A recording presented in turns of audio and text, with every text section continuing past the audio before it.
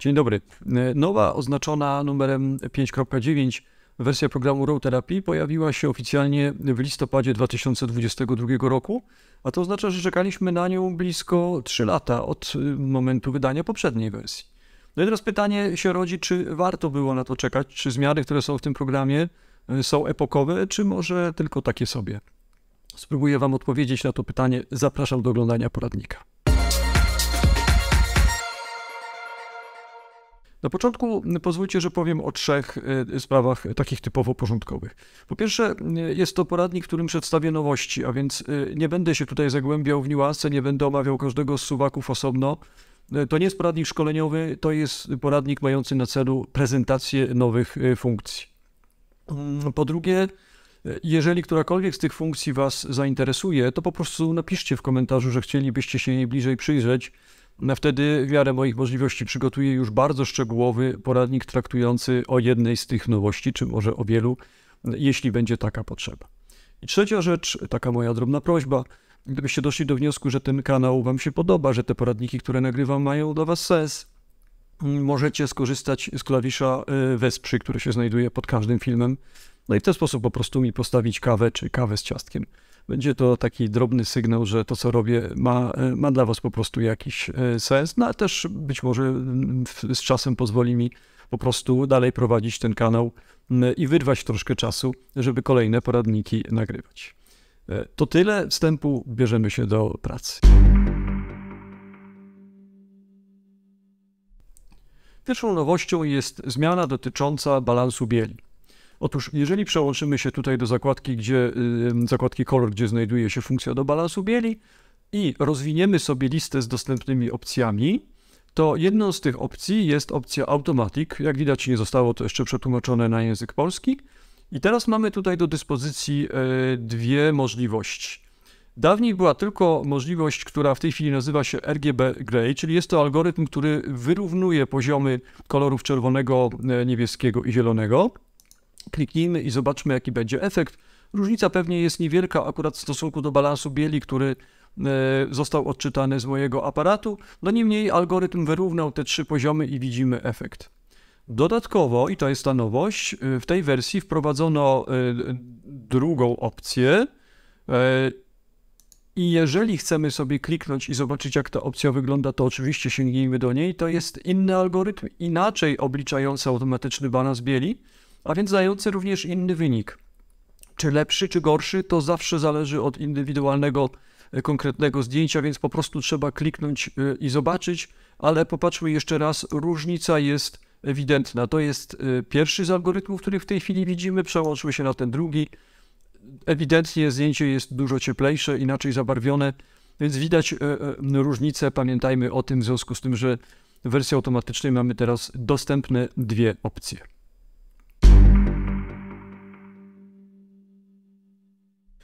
Jeśli jesteśmy przy balansie bieli, to druga nowość dotyczy również balansu bieli. Sięgnijmy sobie do zakładki, gdzie mamy ustawienia dotyczące pliku RAW i jego wstępnej analizy. Tu pojawiła się nowość, to jest Preprocess White Balance, czyli opcja, która mówi, w jaki sposób program będzie przetwarzał balans bieli na etapie demozajkowania i tworzenia obrazu po odczycie go po prostu z pliku RAW. I tu mamy 2 możliwości. Domyślną opcją jest opcja Auto, czyli program sam na podstawie swojego algorytmu i swoich ustawień ten balans bieli nam analizuje i odpowiednio dopasowuje na ekranie, ale drugą opcją jest odczytanie tych danych z kamery. Dopowiadam sobie tutaj po cichu, chociaż dokumentacja o tym raczej nie wspomina, ale dopowiadam sobie, że pod warunkiem, że takie dane zostaną odpowiednio i prawidłowo z naszego aparatu czy z naszego telefonu, zależy czym fotografujemy, odczytane. Tak czy inaczej jest druga opcja, jeżeli wybierzemy wersję kamera, no to jest to inaczej przetwarzane. Akurat na zdjęciu, które widzicie i też na innych sprawdzałem, ta różnica jest tak niezauważalna, że praktycznie do pominięcia. Niemniej, no, z obowiązku chciałem Wam powiedzieć o tym, że mamy tutaj te 2 opcje. Być może u Was na Waszych zdjęciach różnice będą bardziej zauważalne, więc warto sobie przetestować i zobaczyć, która opcja jest w przypadku Waszego konkretnego aparatu, konkretnego modelu, która opcja po prostu daje lepsze rezultaty. Trzecią nowością, a pozostajemy cały czas przy wstępnym przetwarzaniu barw na naszym zdjęciu, tą trzecią nowością jest opcja, którą znajdziemy w zakładce zaawansowane. W zakładce zaawansowane jest coś, co się nazywa CIE Color Appearance Model. Oczywiście to jest materiał pewnie na osobny poradnik, dosyć skomplikowane zagadnienie, ale gdybym miał powiedzieć wam w skrócie, co to jest to nic innego jak algorytm, który ma dopasować kolorystykę, ale również jasność zdjęcia, czyli jego odcienie tonalne, do tego, jak ludzkie oko postrzega rzeczywistość i te algorytmy właśnie taką rolę spełniają. I oczywiście tu w ramach tych algorytmów my mamy również kilka czy nawet kilkanaście suwaków, którymi możemy się posłużyć. Ale nie będę wam o tym suwakach w szczegółach opowiadał, chcę tylko powiedzieć, co nowego pojawiło się w tej funkcji. Po pierwsze zobaczmy, jak będzie wyglądało nasze zdjęcie w momencie włączenia tej funkcji. Zakładam, że u was również mimo wszelkiej kompresji, którą YouTube wprowadza, widać taką zmianę. Zróbmy jeszcze raz. To jest wersja wyłączona, to jest wersja włączona. Na moje oko kolorystyka zdjęcia się zmieniła i to dosyć znacząco. Zdjęcie stało się mniej pomarańczowe, chłodniejsze, ale też moim zdaniem trochę ciekawsze, jeśli chodzi o kolorystykę. A teraz co się zmieniło? Zmieniło się to, że tutaj mamy do wyboru dwa algorytmy. Algorytm pierwszy, który był do tej pory zaimplementowany, i algorytm drugi, oznaczony 16 na końcu, który jest zaimplementowany dopiero w tej wersji. I teraz możemy sobie te algorytmy przełączać i zobaczyć znowu, czy to czyni jakąś różnicę na naszym zdjęciu. W przypadku tego zdjęcia różnica jest praktycznie niezauważalna, ale w przypadku waszych zdjęć taka różnica może być widoczna, więc zachęcam do tego, żeby tę opcję włączyć i pomijając tutaj wszystkie suwaki, których mamy naprawdę sporo, żeby przynajmniej skupić się na przełączeniu algorytmu i zobaczyć, czy jest różnica i która wersja ewentualnie bardziej nam odpowiada. Kolejną nowością, która została wprowadzona w tej wersji programu, a która powinna nam ułatwić pracę z naszymi zdjęciami i ich dobrą obróbkę, są dodatkowe wersje histogramu. Przełączę się tutaj na inne zdjęcie, które specjalnie wybrałem ze względu na to, jak histogram będzie wyglądał. Będzie mi troszeczkę łatwiej na nim pokazać, o co chodzi. Klasyczny histogram, który widzimy tutaj w tym miejscu, ten histogram znamy. Ten histogram pokazuje przebieg trzech barw, czyli czerwonej, niebieskiej i zielonej, od najciemniejszych tonów do najjaśniejszych, czyli od czerni do bieli. I tu na dole, zwróćcie uwagę, mam włączone jeszcze taką przestrzeń, tu jest takie miejsce, takie jakby wolne miejsce pod histogramem. Jeśli będę teraz przesuwał się kursorem na ekranie, to zobaczcie, że tam w tym miejscu pojawiają się trzy kreseczki, które nam mówią, gdzie na histogramie, w sensie od czerni do bieli, znajdujemy się w tym momencie. Czyli jeżeli tutaj w okolicach tej trawy się ustawię, to widzimy, że jesteśmy dokładnie z grubsza w tonach średnich, ale już bardziej zmierzamy w kierunku cieni i widzimy również, jak się rozkłada kolor niebieski, zielony, czerwony. I to jest histogram, który znaliśmy do tej pory. Natomiast wprowadzone zostały w tej chwili nowe wersje, czy nowe rodzaje histogramów, które bywają bardzo pomocne. Zacznijmy od histogramu, który się nazywa waveform, czyli jest to taka prezentacja zupełnie inna, jak widzicie. I teraz kilka słów, znów nie chcę wchodzić w szczegóły, bo powiedziałem, że to nie jest poradnik techniczny, tylko bardziej omówienie, ale żebyśmy wiedzieli, dlaczego ten histogram jest ważny, to powiem wam tylko, jak należy ten histogram czytać. Po lewej stronie, jeśli na histogram popatrzymy, mamy lewą stronę naszego zdjęcia. Po prawej stronie mamy prawą stronę zdjęcia i odpowiednio na dole dolną część zdjęcia i u góry górną część zdjęcia. Czyli wyobraźmy sobie, że ten prostokąt, który tutaj widzimy, to jest nic innego jak zobrazowanie naszego zdjęcia. Gdybyśmy nałożyli go 1 na 1, to byłoby to po prostu nasze zdjęcie, ale pokazane nie jako obrazek czytelny dla naszych oczu, tylko jako analizę przebiegu kolorów RGB. I co możemy się z takiego obrazka w przypadku tego zdjęcia dowiedzieć? Że dolna część zdjęcia, tutaj gdzie widzimy, gdzie są te łąki, to generalnie jest mieszanina trzech kolorów. Niebieskiego jest najmniej, bo jest tutaj na dole, gdzieś tam jest mało widoczny.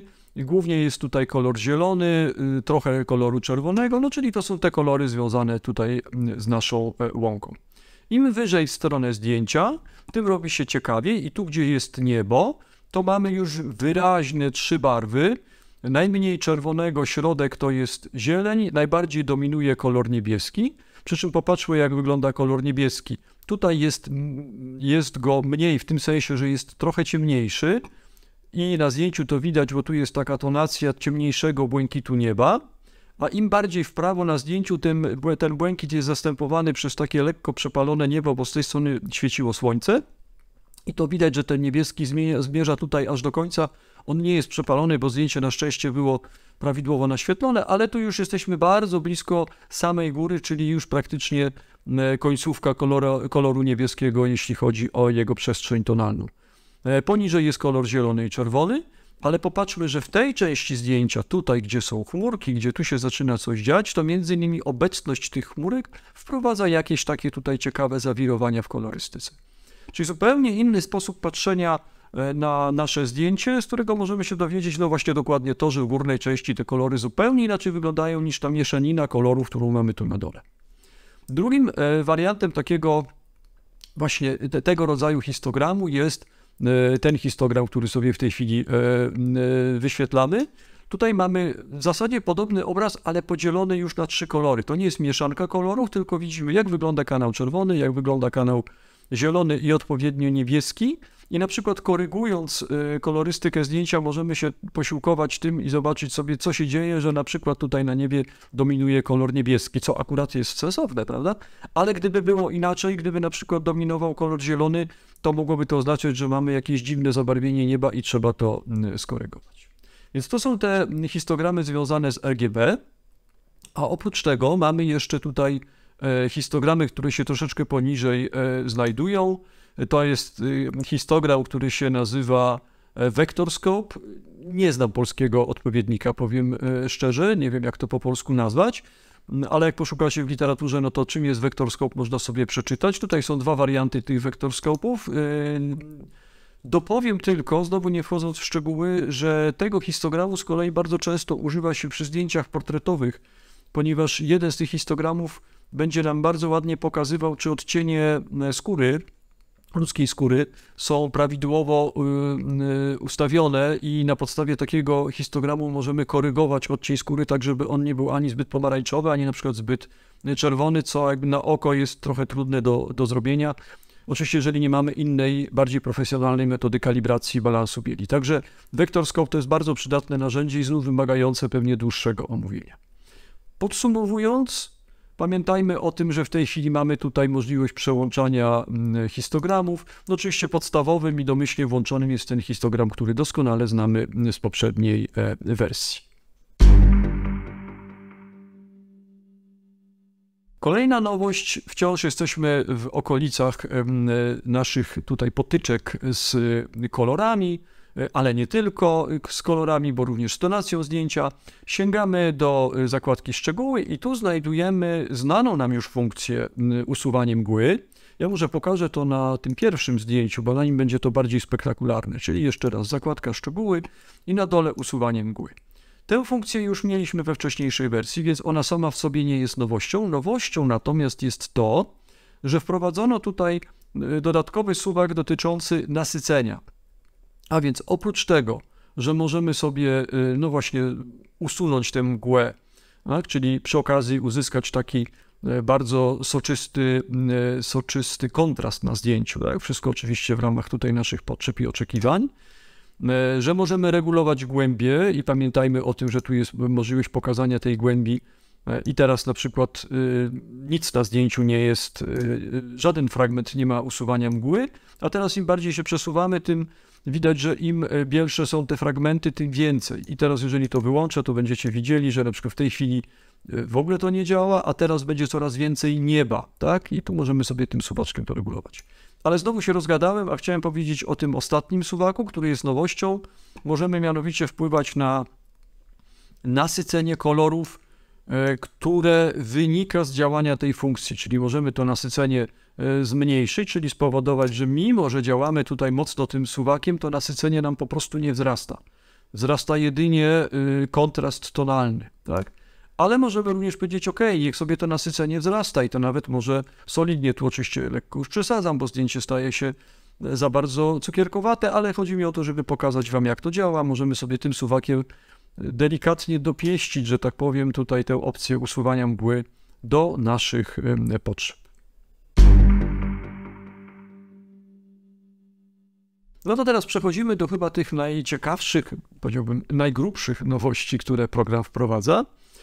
Pierwszą z nich jest opcja, która nazywa się Spot Removal. Jak widzicie, te nowości nie są jeszcze przetłumaczone. Osoby, które tam w tym projekcie uczestniczą i do tej pory tłumaczyły nam program na język polski, po prostu jeszcze tego nie zrobiły, ale z czasem na pewno się takie tłumaczenia pojawiają. Czym jest Spot Removal? Spot Removal to jest nic innego jak usuwanie drobnych elementów, które nam na zdjęciu przeszkadzają. I teraz pokażę wam to na dwóch przykładach. Jeżeli sobie tutaj przybliżymy nasze zdjęcie, powiększymy, to zobaczycie, że mam tutaj coś, co albo było brudem na obiektywie, albo akurat przeleciała mi tu jakaś muszka, która spowodowała taki niezbyt miły akcent. Tego byśmy się chcieli pozbyć. Do tej pory było to niemożliwe w programie, musieliśmy sięgać na przykład po Gimpa, czy inne narzędzie wektorowe, przepraszam, inne narzędzie rastrowe oczywiście. Natomiast teraz możemy sobie tę opcję tutaj wykorzystać, włączamy ją i po pierwsze wskazujemy miejsce. Zwróćcie uwagę, że w momencie wskazywania zdjęcie wraca do wersji pierwotnej sprzed jakiejkolwiek edycji. Tak to po prostu działa i trzeba się z tym pogodzić. Wskazujemy miejsce, w którym chcemy usunąć i przesuwamy sobie miejsce, z którego chcemy pobrać próbkę. Tak? Czyli to jest miejsce, które korygujemy, a to jest miejsce, za pomocą którego korygujemy.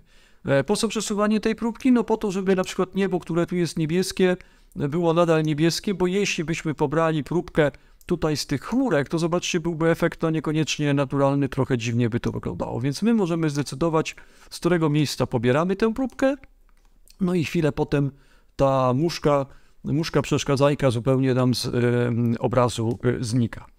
To jest jeden przykład, który chciałem wam pokazać, a drugi przykład to jest możliwość wykorzystania tej funkcji na trochę większą skalę. Możemy użyć Spot Removal do usunięcia czegoś większego właśnie niż drobinka kurzu czy malutka muszka. Możemy próbować, podkreślam, próbować usunąć większe elementy.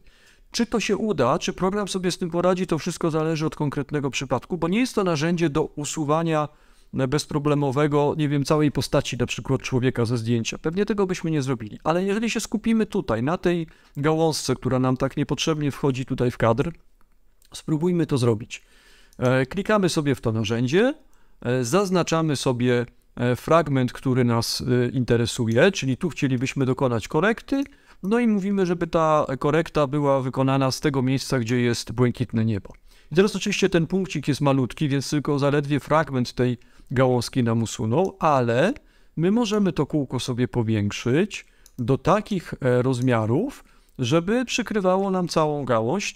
Oczywiście odpowiednio to kółko też się powiększyło, więc zaczyna się robić pewien problem. Musimy je przesunąć gdzieś, gdzie, jeżeli tu się odpowiednio powiększymy, gdzie jest już fragment nieba i ten fragment nieba nie zawiera tych liści, ale zobaczcie, mimo że jest to funkcja, która, jak powiedziałem, nie służy do tego, żeby usuwać większe fragmenty, to mimo wszystko, jeżeli teraz wyłączymy i zobaczymy, jak to wygląda, gdybyśmy nie wiedzieli i nie wpatrywali się teraz w to miejsce, w którym przed chwilą była gałąź, ale nie było chmurek, to moglibyśmy przyjąć, że te chmurki tutaj po prostu były, szczególnie z takiej perspektywy, jeżeli nie będziemy się w 100% przyglądać powiększeniu, tylko z dalszej troszkę perspektywy i w zasadzie wygląda to tak, jakby to zdjęcie naturalnie taką postać miało. Czyli mamy funkcję, która nam pozwala usuwać zarówno drobinki, jakieś niepotrzebne przeszkadzajki, ale również możemy spróbować jej użyć do usunięcia większych fragmentów.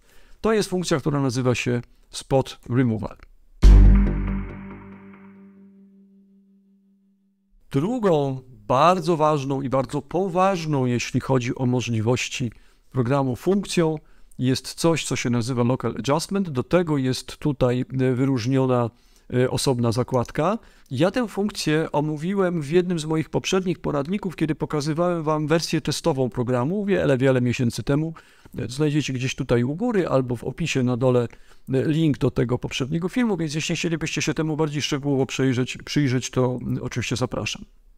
A teraz tutaj opowiem Wam tylko w skrócie, jak ta funkcja działa. Ta funkcja ma nam pozwalać zrobić lokalną korekcję za pomocą tak zwanych masek. Przy czym, już za chwilkę pokażę, jak to działa, tylko jeszcze słowo wprowadzenia, to nie są maski, które znamy na przykład z Gimpa czy z Photoshopa, gdzie sobie możemy na przykład pędzelkiem zamalować fragment jakiegoś obszaru i na tym zamalowanym fragmencie dokonać jakichś korekt. Tutaj odbywa się to za pomocą tak zwanych punktów. To troszkę przypomina, jeżeli kiedykolwiek spotkaliście się i używaliście filtrów Nik Collection, to tam są tak zwane U-point, czyli punkty U, punkt się wstawia na nasze zdjęcie i mówi się, że ten punkt ma na przykład być rozjaśniony albo nie wiem, ma mieć inną kolorystykę i to jest bardzo podobna filozofia. I teraz, żeby nie przegadać, to już pokazuję w praktyce, jak to wygląda. Chciałbym się z Wami na potrzeby tego poradnika omówić, że interesuje mnie ten dach, on jest jak widać czerwony, a ja z jakiegoś powodu chcę tutaj skorygować wygląd tego dachu, może go rozjaśnić, może zmienić jego kolorystykę. Jak to działa? Włączam sobie taką funkcję, znowu nie będę tego pokazywał w szczegółach, tylko bardzo ogólnie. Dodaję sobie obszar za pomocą, czyli który obszar będzie korygowany. I teraz zobaczmy, tutaj włączę jeszcze dodatkowe opcje, żebyśmy więcej widzieli. Domyślnie taki obszar tutaj ma kształt elipsy, ale mogę ten obszar zmienić na prostokąt, jeśli to w kontekście mojego zdjęcia byłoby wygodniejsze, ale jest również taka opcja, że może to być cały obraz i wówczas nie będę dokonywał korekty tylko w obszarze, który tu widzimy, tylko w obszarze całego zdjęcia. Czyli łatwo się domyślić, że jeśli koryguję kolor czerwony i ten kolor czerwony w takim ujęciu pojawi się w innej części zdjęcia, to tam również byłby korygowany. Ale mnie zależy na tym, żeby Wam tutaj zademonstrować takie klasyczne podejście, czyli podejście lokalne. Zawężę sobie troszeczkę ten obraz, czy ten obszar, przepraszam, po to, żeby obejmował, to nie tutaj, to nie ten klawisz, żeby obejmował praktycznie cały dach, bo domyślamy się, że tutaj w tej roślinności też jest trochę czerwieni, więc jak zacznę korygować czerwień, no to być może te drzewa będą dziwnie wyglądały. Działa to w ten sposób, że najważniejszy jest ten punkt centralny, on jest próbką, czyli jeśli będę go potem przesuwał w inne miejsce, to zobaczycie, a żeby to zobaczyć, to powiększę ten obszar jeszcze, żeby tutaj nie było problemu właśnie z tym, że on jest w sumie za mały. Zobaczycie, że to będzie wpływało na to, jakie fragmenty będziemy korygować. Czyli tak, wskazaliśmy wstępnie sobie obszar, teraz powinniśmy powiedzieć, z jakiej funkcji chcemy skorzystać, czyli krótko, co chcemy zrobić z tym obszarem. Tu jest lista kilkunastu funkcji, które możemy sobie wyświetlić. Czasami się ta lista zacina, więc muszę ją zamknąć i jeszcze raz otworzyć. Powiedzmy, że wybierzemy sobie funkcję Color and Light, czyli koloryzacja i zmiana jasności tego zdjęcia. A może nie tyle zdjęcia, ile tego obszaru. I teraz jak to będzie wyglądało w praktyce? Tutaj mamy możliwość włączenia widoku maski. Jeżeli sobie to klikniemy, to zobaczcie, zapala nam się zielona maska i im coś jest bardziej zielone, tym bardziej będzie podlegało tej korekcie. Czyli widzimy, że w tym momencie, tak jak to ustawiłem tutaj, korekcie będzie podlegał owszem cały dach, ale również wokół drzewa, no bo one zawierają podobną kolorystykę czerwoną. Więc my możemy sobie teraz, zanim dokonamy tak naprawdę korekty, to musimy jeszcze skorygować maskę, czyli dopasować tę maskę do tego, żeby ona wyglądała w sposób, jaki chcemy. I tu mamy odpowiednie suwaki. Tych suwaków jest dużo i znowu nie będę ich omawiał w szczegółach. Pokażę Wam tylko efekt, który jestem w stanie osiągnąć. Mianowicie tymi suwakami mogę odpowiednio ten obszar poszerzać albo zawężać. Zobaczcie, ten suwak spowodował, że już część tych liści zrobiła się nie zielona, tylko szara, czyli nie jest objęta przez maskę.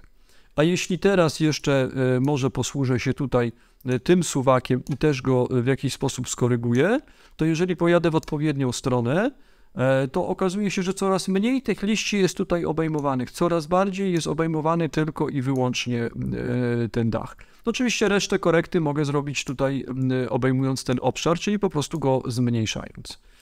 Zakładając, żeby nie przedłużać, zakładając, że moja maska jest już wystarczająco dobrze dopasowana, to teraz sobie wyłączam tę maskę, czyli jej podgląd. Znaczy maska jest cały czas aktywna, tylko my już jej nie widzimy na zielono.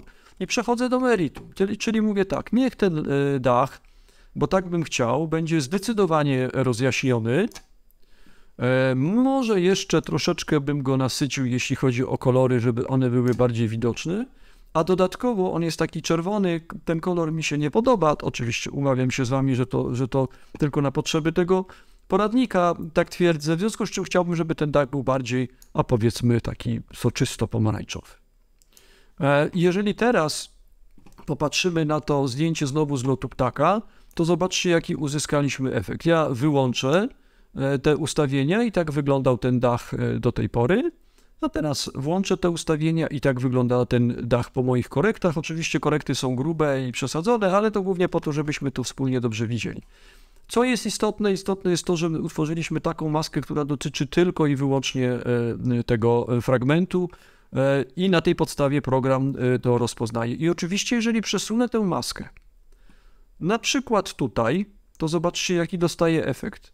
Fragment tej wieży zostaje kolorystycznie oceniony, że jest spójny i w ramach mojej przestrzeni, czyli w ramach mojej tej takiej powiedzmy elipsy z grubsza, następuje zbudowanie maski i koloryzacja, czyli nadanie pomarańczowej barwy i odpowiednie rozjaśnienie. Jeśli to przesunę tutaj, no to ten fragment tutaj naszego kościółka będzie rozjaśniony. Oczywiście takie miejscowe działanie raczej sensu większego nie ma, ale odpowiednio korygując tę maskę, mogę na przykład spowodować, no i oczywiście dbając o to, żeby to wyglądało realistycznie, a nie sztucznie, ale mogę spowodować, że ta końcówka tutaj dachu wygląda, jakby była dużo mocniej oświetlona i bardziej pomarańczowa, czyli no, jakby reaguje na promienie słoneczne, tak?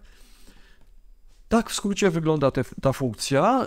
Podsumowując, mamy do dyspozycji narzędzie, które pozwala nam stworzyć maskę. Tę maskę budujemy na podstawie bardzo wielu parametrów i znów jest to miejsce na osobny poradnik, ale odsyłam was po raz kolejny do tego wcześniejszego mojego poradnika, gdzie starałem się wiele tych niuansów w tej funkcji pokazać. A więc budujemy sobie taką sparametryzowaną maskę i na podstawie tej maski modyfikujemy nasze zdjęcie, jedną z wielu dostępnych tutaj funkcji. Pokazałem przykład rozjaśniania, koloryzowania, ale mamy tutaj naprawdę bardzo wiele możliwości, no więc nie pozostaje nic innego, jak po prostu próbować, trenować i dopasowywać to do naszych potrzeb.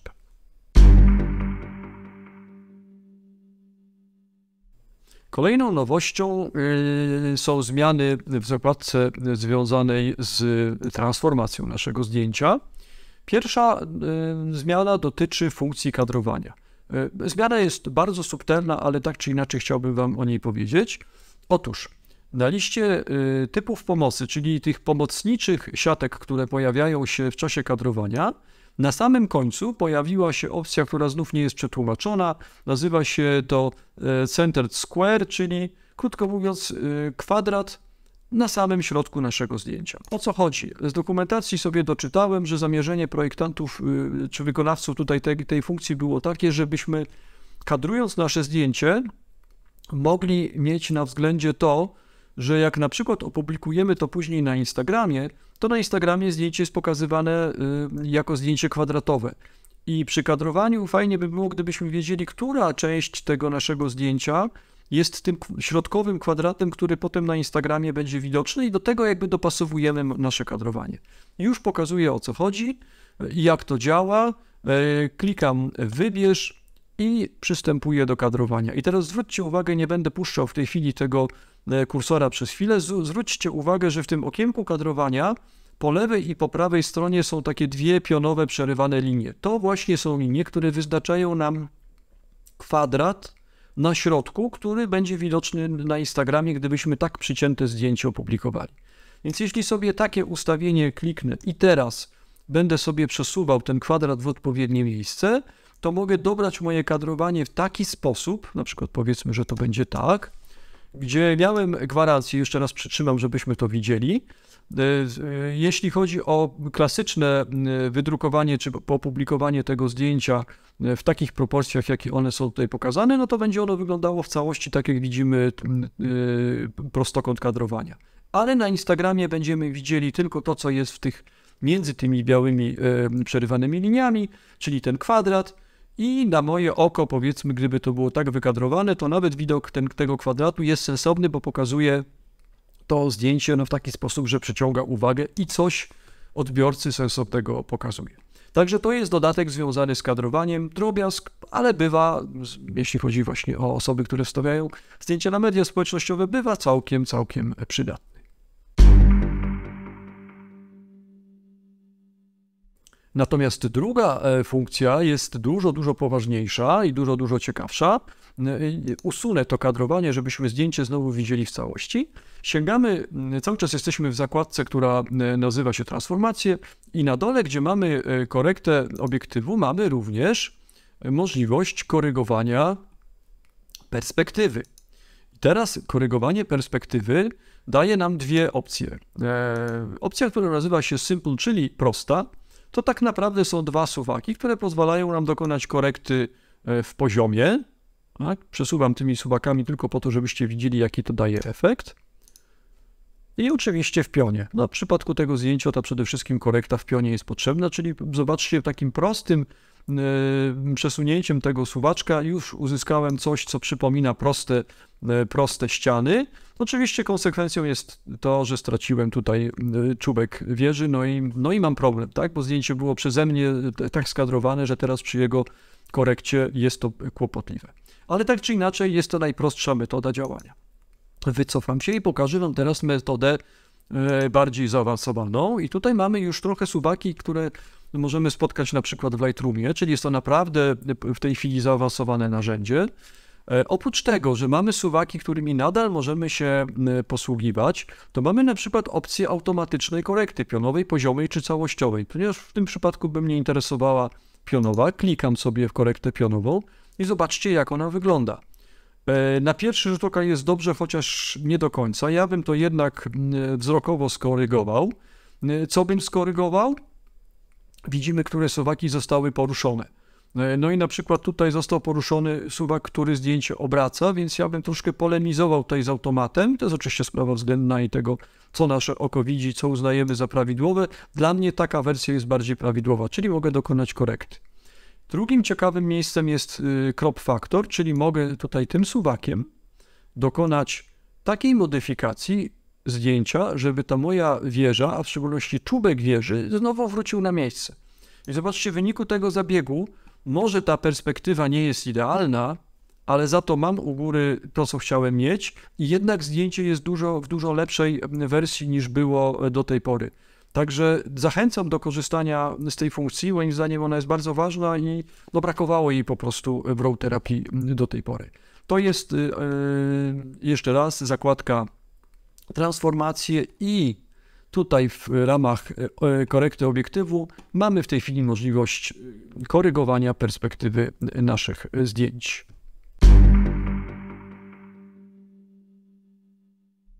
Przedostatnią nowością, taką drobną, ale też ułatwiającą życie, jest możliwość modyfikowania tego, jak wygląda lupka. Jak być może wiecie, tutaj mamy takie narzędzie, które pozwala nam w okienku powiększyć sobie jakiś fragment. Ono się znakomicie przydaje przy jakichś korektach bardzo miejscowych i sobie zobaczyć, jak to wygląda. Możemy również przesuwać sobie, tak pewnie jest dużo łatwiej, przesuwać sobie ten pomarańczowy kwadracik i powiedzieć, o, to mnie interesuje, jak to wygląda, czy to jest ostre i tak dalej, i tak dalej. Na czym polega nowość? Nowość polega na tym, że mogę sobie to okienko lupki przesunąć i jeśli je tutaj przesunę, to w prawym dolnym narożniku i wygląda na to, że tylko w prawym dolnym, bo w żadnym innym mi się tego nie udało osiągnąć, ale w prawym dolnym narożniku kursor, zamiast mieć kursora, który służy do przesuwania, zmienia się na kursor, który pozwala mi złapać ten narożnik i powiększyć tę lupkę. Jeśli teraz ją sobie powiększę i przesunę do tego narożnika, to obszar, który tu widzę, jest zdecydowanie większy, ciekawszy, łatwiejszy do analizy.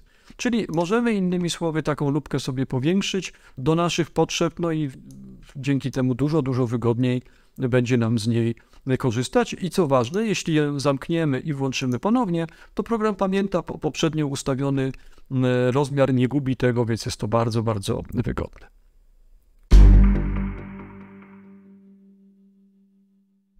I ostatnia nowość, której nie jestem w stanie wam pokazać, mogę o niej tylko powiedzieć, została bardzo mocno poszerzona lista obsługiwanych aparatów. Wreszcie znalazły się najnowsze kanony. Jest zapewnienie ze strony producentów programu, że obsługiwane są wszystkie pliki z metadanymi. Ja nie miałem możliwości tego sprawdzić, nie dysponuję takim aparatem, więc mogę tylko wierzyć na słowo. Jeżeli macie pod ręką jakiegoś Canona, to po prostu sprawdźcie, czy wreszcie wasze zdjęcia będą prawidłowo wczytywane i czy będziecie mieli wszystkie metadane z tym związane. Oczywiście te zmiany dotyczą nie tylko Canonów, dotyczą nowych Nikonów, najnowszych modeli Sony, Panasoniców i tak dalej. Lista jest bardzo długa. Warto spojrzeć ewentualnie na stronę internetową i tam sobie tę listę przeczytać. W każdym razie ważne jest to, że program wreszcie zauważył po tej prawie 3-letniej przerwie zauważył nowe modele. Po prostu pozwala nam edytować zdjęcia robione współczesnymi aparatami. Pojawiło się kilka modeli telefonów. Niestety nadal telefony są tutaj troszkę po macoszemu traktowane, więc musimy się liczyć z tym, że nie wszystkie nasze telefony, a w zasadzie prawie żaden z tych telefonów nie będzie na takiej liście wspieranych się znajdował. Natomiast z mojego doświadczenia wynika, że pliki DNG wyjęte z aparatu, ja mam możliwość i większość współczesnych aparatów, mam na myśli telefony oczywiście, aparaty w telefonach, pozwala na robienie plików DNG, czyli plików RAW. Te pliki są jednak prawidłowo wczytywane, nie mają żadnych dziwnych zabarwień, również metadane są wczytywane, więc nawet jeśli ta lista nie obejmuje naszego modelu telefonu, to tak czy inaczej powinniśmy bez najmniejszego problemu móc korzystać z programu RAW Therapy w najnowszej wersji. To tyle, jeśli chodzi o te nowości. Mam nadzieję, że udało nam się przybliżyć Wam te zmiany, które w programie zostały wprowadzone. Niektóre, jak widzieliście, są kosmetyczne, niektóre są bardzo istotne, w szczególności możliwości budowy masek i lokalnej korekty, ale również usuwanie kurzu czy innych przeszkadzajek na zdjęciu. Przynajmniej moim zdaniem jest to bardzo istotne ułatwienie, jeśli chodzi o pracę z naszymi zdjęciami. Dziękuję Wam za dzisiaj. Jak już powiedziałem na wstępie, będzie mi bardzo miło, jeśli po pierwsze zasubskrybujecie kanał, jeśli Was interesuje, po drugie do Waszej dyspozycji jest klawisz wesprzyj. Możecie mi po prostu postawić kawę albo kawę z ciastkiem, będzie mi bardzo miło. No i będzie to też dla mnie sygnał, że warto dalej nad tym kanałem pracować i po prostu kolejne poradniki robić. Napiszcie również w komentarzu, niezależnie oczywiście od tego wszystkiego, gdybyście chcieli, żebym którąś z tych nowości bardziej szczegółowo omówił, to proszę o takie informacje i znów w ramach moich możliwości taki poradnik w najbliższej przyszłości przygotuję. Tymczasem pozdrawiam, do usłyszenia, cześć.